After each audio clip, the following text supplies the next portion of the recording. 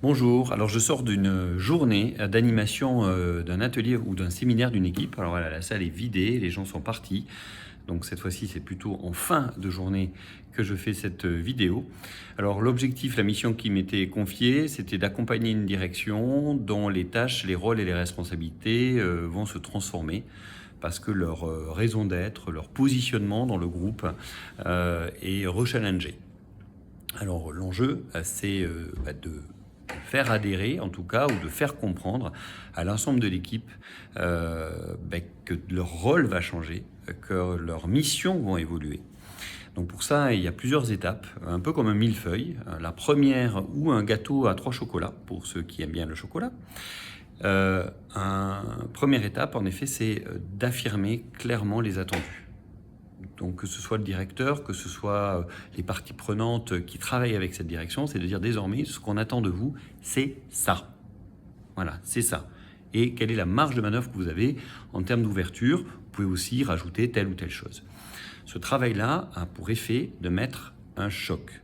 Désormais, c'est ce qui est attendu de vous. Là, la réaction, c'est soit j'adhère pas. Si j'adhère, on continue. Si j'adhère pas, il va falloir expliquer pourquoi. Et c'est la deuxième étape. L'expression des émotions. Laisser la possibilité à chacun de dire ce qu'il ressent, quelle émotion il a, et derrière, quel est le besoin qu'il y a derrière, et de l'écouter. Ce travail-là va permettre à chacun de faire son chemin, de faire son choix par rapport à ce qui vient d'être dit, et de se dire, maintenant que c'est plus ça, c'est une forme de deuil, qu'est-ce que je peux faire? Et à partir de ce moment-là, que les choses sont établies, de recalibrer clairement ce que vous avez compris des attendus, de la valeur ajoutée, des raisons d'être que vous avez désormais, qu'est-ce qu'on attend de vous, qu'est-ce que vous avez compris, et qu'est-ce que vous devez faire pour réussir, qu'est-ce que vous devez faire en termes de comportement, qu'est-ce que vous devez faire en termes de capacité, de savoir-faire, en termes de faire, d'être, en termes de posture, pour que ça réussisse et que ça marche, et surtout, en quoi ça va servir quelque chose de plus grand que vous, pour donner du sens.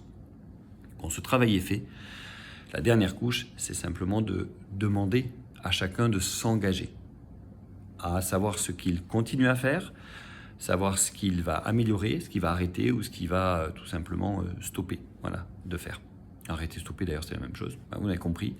Par contre, voilà, le résultat, c'est qu'en tant que facilitateur, de faire ce travail-là, c'est énormément d'énergie, énormément de concentration, une écoute permanente de chaque personnalité. Là, ils étaient 15.